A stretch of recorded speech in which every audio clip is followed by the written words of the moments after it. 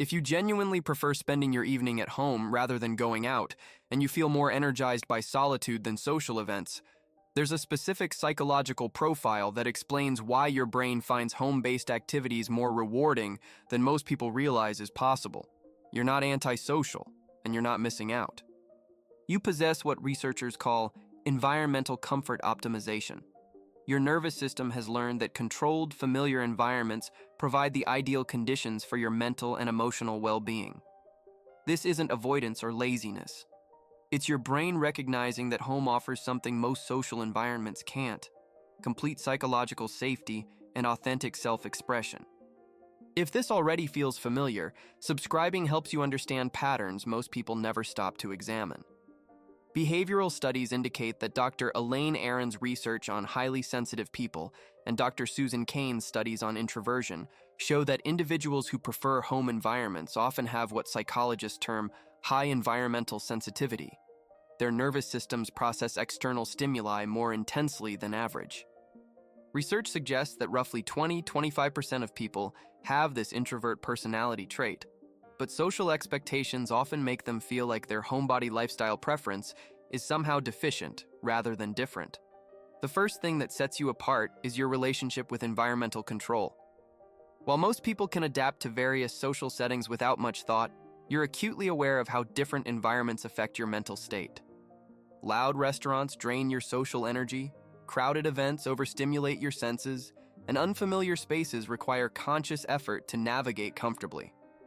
At home, you don't have to manage these environmental variables. You can control the lighting, noise level, temperature, and social interaction according to your actual preferences rather than adapting to someone else's choices. This control isn't about being difficult or particular, it's about creating optimal conditions for your brain to function at its best. Your home preference stems from what researchers call cognitive load reduction. In familiar environments, your brain doesn't have to process new information constantly, leaving more mental energy for activities you actually enjoy. You also experience what psychologists call social energy conservation. Unlike people who gain energy from social interaction, you have a finite amount of social bandwidth that gets depleted by group activities, small talk, and managing social dynamics. Home allows you to recharge this energy rather than constantly spending it on social maintenance. This conservation isn't selfishness or social anxiety. Your brain simply processes interpersonal interaction as work rather than play, even when you enjoy the people involved. At home, you can engage with others on your own terms, through meaningful conversations, shared activities you actually want to do, or comfortable silence that doesn't need to be filled with chatter. Do you recognize this energy pattern in yourself? Your preference for staying home often correlates with what researchers term intrinsic motivation dominance. You're more interested in activities that provide internal satisfaction than external validation. Reading, creative projects, learning new skills, or simply thinking through ideas gives you more genuine pleasure than most social activities that others find entertaining. This intrinsic motivation means you rarely feel bored at home because you have access to activities that actually engage your mind and interests.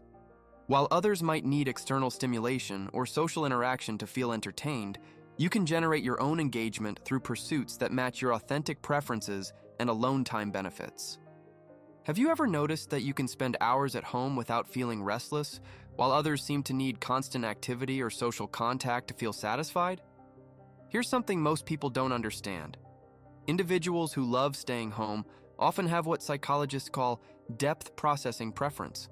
You prefer to engage deeply with fewer activities rather than sampling many surface-level experiences. Home provides the uninterrupted time and mental space necessary for this kind of deep engagement. This depth preference explains why you might choose to spend an evening reading one book thoroughly rather than attending a party where you'd have brief conversations with many people. Your brain finds more satisfaction in complete experiences than fragmented social interactions, even when those interactions are pleasant. But here's the most fascinating part about how your brain works differently. You likely experience what researchers call authentic self-expression comfort at home. In social settings, you're often managing how others perceive you, moderating your opinions to fit the group, or engaging in activities that aren't your first choice. At home, you can be completely yourself without any social performance or adaptation. This authenticity comfort allows you to pursue interests that might seem unusual to others, express emotions without social filtering, or simply exist without having to consider how your behavior affects group dynamics. The psychological relief of not having to manage social presentation is profound for people with your temperament. Have you felt this relief of coming home?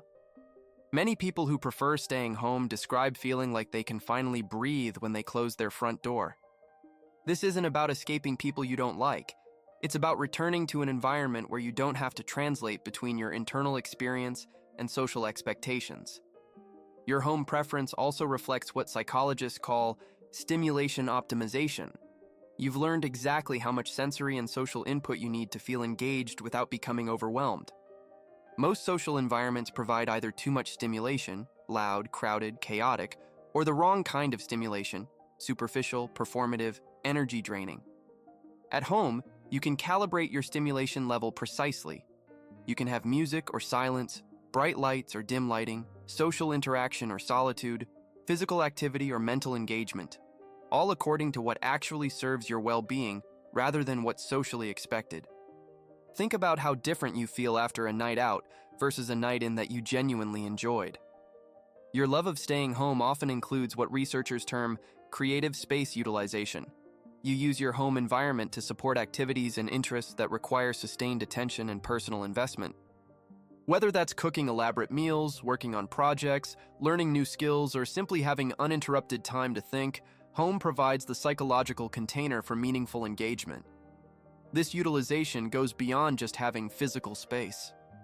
Home offers the mental and emotional space to pursue interests without time pressure, social judgment, or external interruption. You can start projects without finishing them, change activities when your interest shifts, or spend hours on something that matters only to you. Your preference for home-based activities also correlates with what psychologists call relationship quality over quantity orientation. You'd rather have one meaningful conversation with someone you care about than 10 superficial interactions with acquaintances. Home facilitates the kind of deep, unrushed connection that satisfies your social needs more effectively than most group activities.